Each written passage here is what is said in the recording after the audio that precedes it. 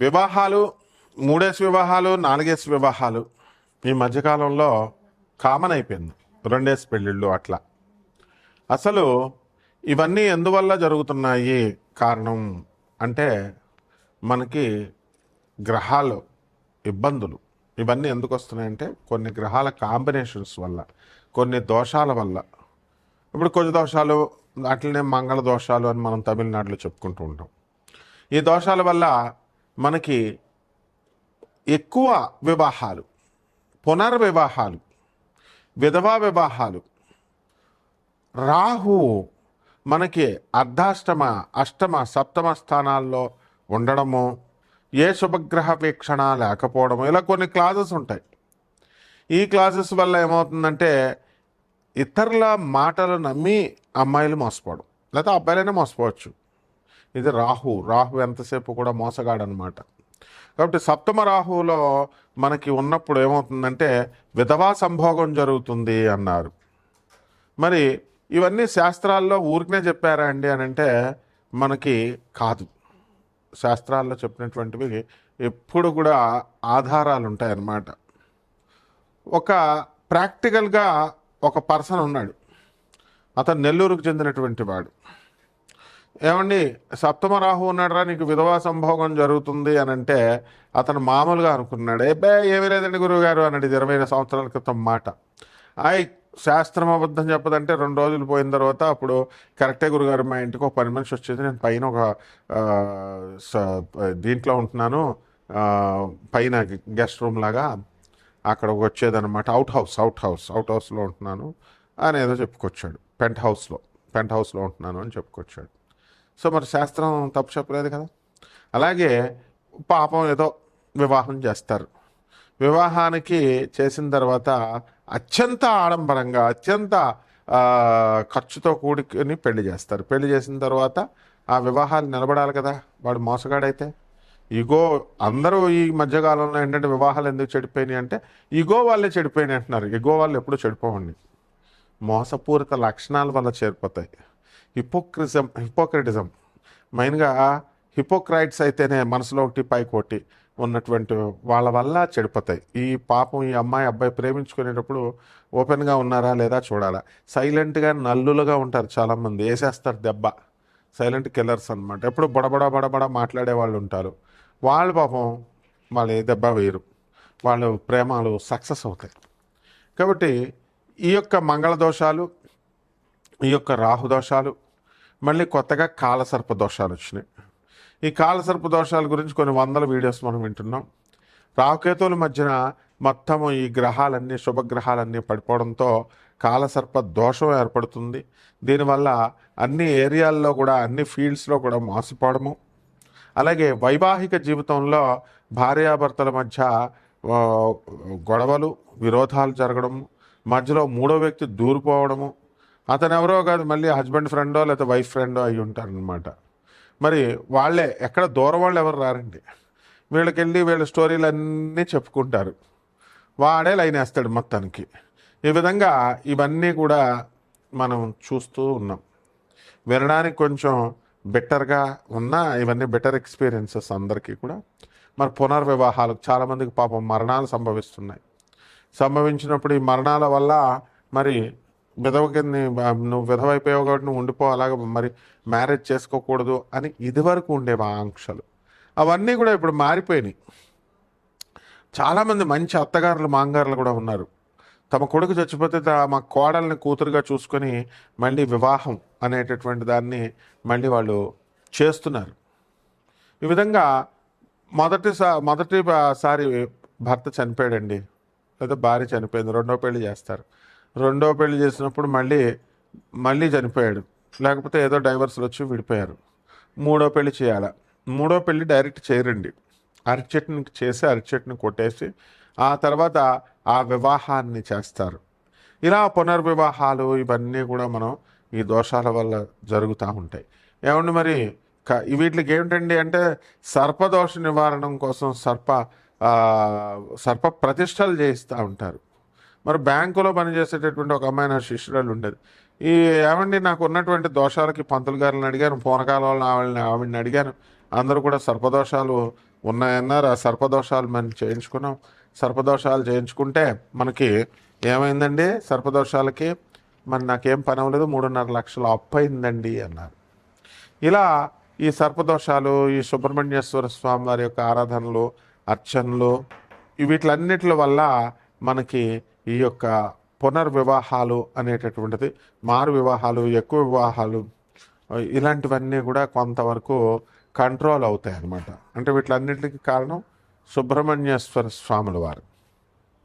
కాబట్టి మనము ఈ యొక్క వైవాహిక జీవితాల్లో వచ్చేటటువంటి సమస్యల్ని మనం ఈ గోచార రీత్యా వచ్చేటటువంటివన్నీ కూడా మనం చెప్పుకుంటున్నాం. ఇవి కామన్ ప్లాట్ఫామ్ మీద జరిగేటటువంటివి. మరి ఇవి అలా కాకుండా వ్యక్తిగత జాతకాలను అనుసరించి మనము మీ పర్సనల్ డేట్ ఆఫ్ బర్త్ని, ప్లేస్ ఆఫ్ బర్త్ని, టైమ్ ఆఫ్ బర్త్ని మనకి ఇచ్చినప్పుడు మనం ఆ వ్యక్తిగత జాతకాలను మనం పరిశీలించి మనము ఇవన్నీ కూడా నాన్ కమర్షియల్ బేసిస్తో మనము జాతకాలు చెప్పడం అనేటటువంటిది జరుగుతుంది. కాబట్టి మనందరము ఏం చేయాలండి అని అంటే, మనము ఈ ఎవరికైతే ఈ యొక్క సందేహాలు ఉన్నాయో, వ్యక్తిగత జాతకాలు బాగు చేసుకోవడం కోసం, అటువంటి వాళ్ళు మరి మన ఫోన్ నెంబర్కి, మన అమెరికా నెంబర్కి కాల్ చేయండి, లేకపోతే నా ఇండియా నెంబర్కి నాకు కాల్ చేయండి, లేకపోతే వాట్సాప్లు చేయండి. నాన్ కమర్షియల్ బేసిస్తో మేము చెప్పడం జరుగుతుంది. అంతేగాని ఊరికనే ఫోన్లు చేసినా కూడా వేస్టే. వాట్సాప్లో పెడితే గొడవ ఉండదు, ఆ తర్వాత మేము ఫాలోఅప్ చేస్తాం.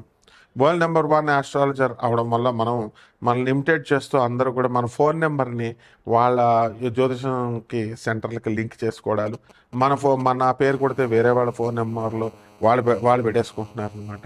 ఇలా వాళ్ళు వేరే జ్యోతిషం సెంటర్లు వచ్చేలాగా పెట్టుకోవడం, ఇలాంటివి ఏవో చేస్తున్నారు. కాబట్టి ఇది కార్పొరేట్ ఆఫీస్ మనది యుఎస్ఏ. నాసా టెక్నాలజీని ఉపయోగించి, మోడర్న్ సైన్స్ను ఉపయోగించి, నాసా రిపోర్ట్స్తో మనం పరిశీలించి, అలాగే జిపిఎస్ ట్రాకింగ్ సిస్టమ్ను ఉపయోగించి, అలాగే లైఫ్ లైన్ టైం ఫ్యాక్టర్ని ఉపయోగించి మనం మోడర్న్ సైన్స్ని, అత్యాధునికమైనటువంటి మోడర్న్ సైన్స్ని మనం అతి ప్రాచీనమైనటువంటి ఈ యొక్క ఋషులు ఇచ్చినటువంటి జ్యోతిష శాస్త్రానికి మిళితం చేస్తూ జ్యోతిష విశ్లేషణ అనేటటువంటిది చేయడం జరుగుతుంది.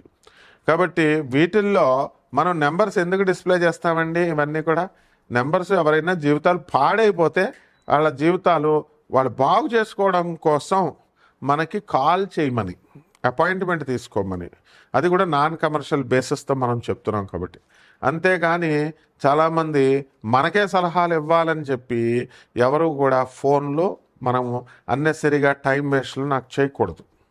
ఎవడైనా సరే రాత్రి 10:53 దాటిన తర్వాత చేసి నాకు లెక్చర్లు ఇస్తున్నాడు. తోలు తీసేస్తాను, యూజ్లెస్ ఫెలో. నువ్వేదో మిగతా పంతుల దగ్గర చెప్పినట్టుగా నాకు కనుక ఎవడైనా సరే కాల్ చేసి నాకు సలహాలు ఇవ్వాలని చెప్పినా, నాకు ఎవడైనా ఏంటి మీరు నాకు చెప్పేది ఏంట్రా? నేను ఒక ప్రొఫెసర్ని, అధర్మణ మీద పండితుడిని, చిన్నప్పటి నుంచి గురువుల దగ్గర పెరిగినటువంటి వాడిని, ఒక శాస్త్రాధ్యయనం చేసినటువంటి వాడిని. మా గురువులు వీడియో రిలీజ్ చేస్తే మా గురువులు ఏమనుకుంటారో అని భయపడుతున్నాను కాబట్టి లేకపోతే తాట తీస్తా. How dare you bloody fools, phone చేసి మాకు చెప్తారు మీరు కథలు. మళ్ళీ పంతులందరినీ బెదిరిస్తారు తాగుతూ, రాత్రి 10:53 కాల్ చేస్తూ. I will put you under bars, direct చెప్తున్నాను నేను. ఎవరైనా సరే పిచ్చి వేషాలు వేస్తే, పిచ్చి కామెంట్స్ చేసినా I will take the very severe action. మీరు ఎవరో పాపం జీవితాలు చితికిపోయిన వాళ్ళు ఉంటారు, వాళ్ళ కోసం నాన్ కమర్షియల్ బేసిస్తో మనం చేస్తున్నాం. మీ తల్లిదండ్రులకు మీరు తిండి పెట్టరు, సమాజానికి పనికి రారు, పేదవాళ్ళకి సేవ చేయరు, అనాథ పిల్లలకి డబ్బులు ఇవ్వరు, తర్వాత సన్యాసులకి రూపాయి ఇవ్వరు. ఎందుకురా మీ బతుకులు? సొల్లు కబుర్లు చెప్తూ తాగుతూ నాకు కాల్ చేస్తారా మీరు? How dare you bloody fellows. కాబట్టి మిగతా 12 రాశుల వారికి కూడా వీటి ఎఫెక్ట్ ఎలా ఉంటుంది? ఈ కుజదోషాలు, ఈ సర్పదోషాలు, ఈ పునర్వివాహాలు, ఈ యొక్క 3-4 వివాహాలు, అసలు పెళ్ళిళ్ళు కాకపోవడాలు, కొంతమందికి అసలు పెళ్లి కాని ప్రసాదంలాగే మిగిలిపోతారు. ఇవన్నీ ఎందుకు? ఇవన్నీ కూడా చూద్దాం. నా బేబీ పోయిందని చాలామంది బాధపడుతూ ఉంటారు. అబార్షన్స్, ఆడపిల్ల ఆ పెళ్ళిళ్ళు చేసుకున్న వాళ్ళు అత్తగారులు చేయించేస్తున్నారు. మగపిల్లడు పుట్టలేదని అత్తగారులు ఆడపిల్లలు పుట్టారని చేయించేస్తే తప్పు కదమ్మా. అసలు డాక్టర్లు ఓ పక్క గవర్నమెంట్ భయపెడుతున్నారే మిమ్మల్ని లోన్ వేసేస్తామని, లింగ నిర్ధారణ టెస్ట్ చేయకూడదని. కాబట్టి ఇవన్నీ ఇలాంటివి ఏం చేస్తే మహాపాపాలు వస్తాయి. ఎలాగ ఈ 12 రాశుల వారికి విడివిడిగా ఏ రాశి వారికి ఎలా ఉందో మనం చెప్పుకుందాం. కన్యారాశి. ఈ కన్యారాశి వారికి అందరికీ కూడా మనకి నవంబర్ నెల 2025 సంవత్సరంలో చాలా అద్భుతంగా ఉందని మనం చెప్పొచ్చు. అలాగే పైన మనం చెప్పినటువంటి ఈ యొక్క కాలసర్ప దోషాలు, సర్పదోషాలు, మంగళ దోషాలు, ఇలాంటి దోషాలన్నిటికీ కూడా మనము ఈ నెలలో అవన్నీ దాటుకొని మీరు ఏ విధమైనటువంటి పరిహారాలు చేయనవసరం లేదు. కేవలం గురు కృప వలన ఇవన్నీ కూడా తగ్గిపోతాయి అనేటటువంటి ఉద్దేశంతో మీరంతా కూడా ఈ యొక్క మనల్ని కన్సల్ట్ చేయడం అనేటటువంటిది జరుగుతుంది. అయితే ఈ యొక్క రాశి వారికి అందరికీ కూడా గత నెల కంటే కూడా ఈ నెలలో ఆదాయాలు బాగా పెరగడము, తర్వాత భార్యాభర్తల మధ్య కొట్లాటలు మాత్రము అవి ఇంకా పూర్తిగా కావన్నమాట. భార్యల ఆస్తులు భర్తలు అమ్మేసుకున్నారని చెప్పి ఈ రకంగా అనేకమైనటువంటి అపనిందలు కూడా రావడానికి అవకాశాలు ఉన్నాయి. కాబట్టి ఈ కన్యారాశి వారు చాలా బుద్ధిమంతులు, ప్లస్ ఈ యొక్క కాన్సన్ట్రేషన్ అనేటటువంటిది తక్కువగా ఉంటుందన్నమాట. కాబట్టి ఈ రాశి వారికి అందరికీ కూడా మనం ముందు అనుకున్నట్లుగా అన్ని పనులు కూడా పూర్తి కావడం అనేటటువంటి జరుగుతాయి. అయితే కాస్త లేటుగా మనం పనులు మొదలు పెట్టడం అనేటటువంటివి ఆలోచనలో వీళ్ళకి తెలిస్తే గుండె ఆగిపోతుంది అనమాట. కాబట్టి ఎవరైతే భార్యాభర్తల మధ్య కొట్లాటలు కొట్టుకుంటున్నారో అటువంటి వాళ్ళంతా కూడా మీ భార్యనో లేకపోతే మీ భర్తనో క్షమించి మీరంతా కూడా ఏకత్రాటి మీదకి వచ్చి మీరు చక్కగా ఈ సంసారాలని చేయడం ద్వారా పిల్లలు మీ యొక్క జీవితం కూడా చాలా బాగుంటుందని చెప్పి, అలాగే మంగళ దోషాల వల్ల ఈ యొక్క కాలసర్ప దోషాల వల్ల ఎఫెక్ట్లు ఈ యొక్క కన్యారాశి వారికి అందరికీ కూడా ఉన్నాయి. మరి ఆ లాభంలో ఉన్నటువంటి గురుగ్రహ ప్రభావం వలన మనకి ఈ నవంబర్ నెలంతా కూడా అక్టోబర్ 18 నుంచి డిసెంబర్ 5వ తేదీ వరకు గురుడు కర్కాటక రాశిలో ఉండడం జరుగుతుంది. ఆ సమయంలో ఈ యొక్క కన్యారాశి వారికి అందరికీ కూడా ఆర్థికంగా మీరు ఎదగడము లేదా ఉద్యోగపరంగా మీరంతా కూడా వెళ్ళడము అనేటటువంటివి జరుగుతాయి. కాబట్టి పరిహారాల దగ్గరికి వచ్చేసరికి కన్యారాశి వారికి సప్తమ స్థానంలో ఉన్నటువంటి శనిగ్రహ ప్రభావం వలన శని సప్తమ స్థానంలో ఉంటే కలత్రపుత్రతో శత్రుత్వ కారణాయ నమః అన్నారు. కాబట్టి భార్యతోనూ భర్తలతోనూ అలాగే ఈ యొక్క పిల్లలతోనూ కూడా మీరంతా కూడా కాస్త జాగ్రత్తగా ఉండాల్సినటువంటి అవసరం ఎంతైనా ఉంది. ఈ విధంగా కనుక ఉంటే మీకు బ్రహ్మాండంగా ఉంటుంది. శుభమస్తు.